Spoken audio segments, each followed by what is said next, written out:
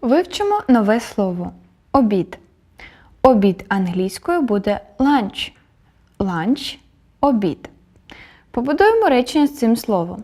Наприклад, Ділан готує обід зараз. Ділан готує – Dylan is cooking. Обід – lunch. Зараз – now. Ділан готує обід зараз, англійською перекладається Dylan is cooking lunch now. Ділан не готує обід зараз. Ділан не готує. Dylan is not cooking. Обід – lunch. Зараз – now. Ділан не готує обід зараз. Перекладаємо як Dylan is not cooking lunch now. Чи готує Ділан обід зараз? Чи готує Ділан обід? Is Dylan cooking lunch? Зараз – now. Чи готує Ділан обід зараз? Англійською спитаємо Is Dylan cooking lunch now? Місіс Вайт щойно приготувала обід.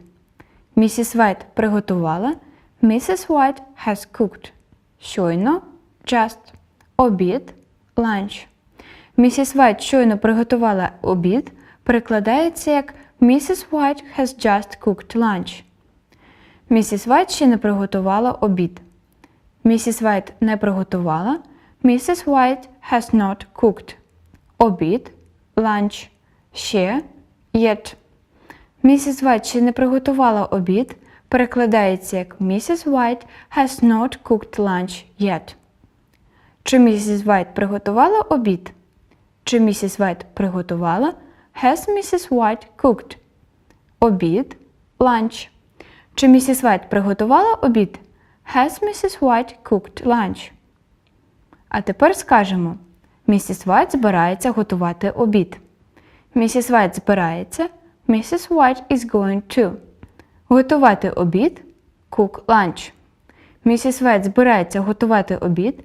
Перекладається як Mrs. White is going to cook lunch. Місіс Вайт готує найсмачніші обіди у місті.